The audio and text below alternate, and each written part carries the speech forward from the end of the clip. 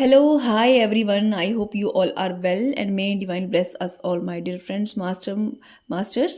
आज हम जो बात करने वाले हैं बहुत क्विकली और शॉर्ट में बात करेंगे कि ऐसा क्यों होता है कि हमें जब करते हुए काफ़ी समय हो गया है या पूजा आराधना करते हुए काफ़ी समय हो गया किंतु अभी तक भी हमें कुछ वैसा फल देखने को नहीं मिल रहा जैसा लोग अक्सर एक्सप्लेन करते हैं कि हमें इतने जप करने से ये लाभ हुआ या वो लाभ हुआ, तो ऐसा कुछ लाभ तो दिखाई नहीं देता। इसका रीज़न क्या है?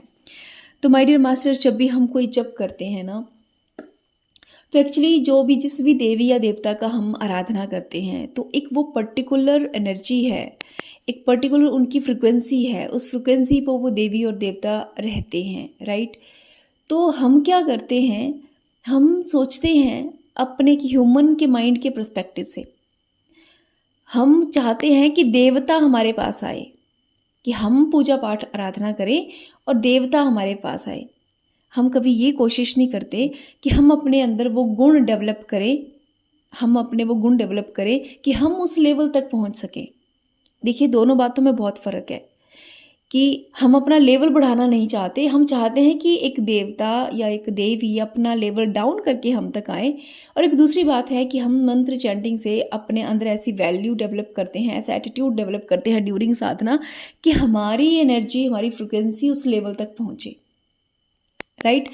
तो जो लोग भी नॉर्मली अपने मटेरियल लाइफ में रहते हुए ही अनकॉन्शियसली ये एक्सपेक्ट करते हैं कि देवी और देवता हमारे पास आए, ठीक है, और अपने अंदर कोई वैसी एटीट्यूड डेवलप नहीं करते। वो देखो, वो होता है अकॉर्डिंग टू साधना कि आप कौन सी साधना कर रहे हैं। महालक्ष्मी की कर रहे हैं तो आपको करुणा का भाव लाना ही पड़ेगा, सेवा का भाव लाना ही पड़ेगा, राइट। महालक्ष्मी के कुछ गुण हैं कि वो क्या करती हैं, संसार विष्णु के संसार के पालक हैं, महाविष्णु संसार के पालक हैं, तो महालक्ष्मी उनका सहयोग करती है। तो यदि आप अपने अंदर सेवा का भाव, सांत्वना का भाव, प्रेम का भाव नहीं ला सकते, तो महालक्ष्मी की कितनी भी आराधना कर लीजिए, आप अपनी वाइब्रेशन को रेज नहीं कर रहे हैं, ठीक है। आप ये चाह रहे हैं कि माँ आपकी जैसी होके आपके पास आए, तो ये पॉसिबल नहीं है।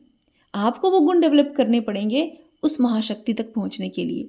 यदि आपको माँ महाकाली की साधना करनी है तो आपको अपने अंदर भीतर बहुत अधिक निडरता, निर्भयता, एक करेज लेके आना होगा और रेडीनेस लेके आनी होगी कुछ भी सहन करने के लिए। अगर आप में वो गुण नहीं है तो किसी भी तरीके से आपको वो फल मिल ही नहीं सकता, आप अपने को रेज ही नहीं कर रहे।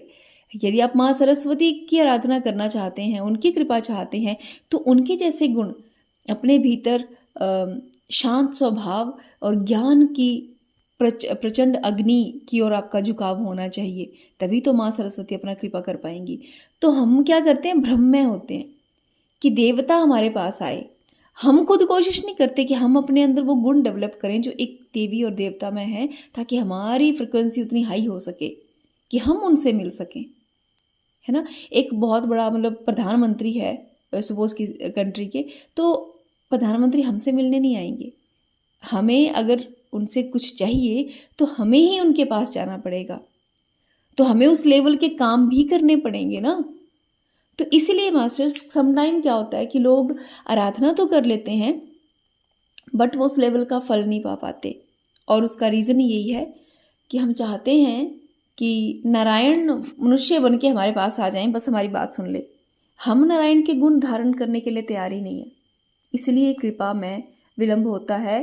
तो डियर फ्रेंड्स, जिस भी देवी देवता की आप आराधना करते हैं, उनके गुणों को देखिए कि उनमें क्या गुण हैं, वो गुण आप अपने अंदर लाने की कोशिश कीजिए।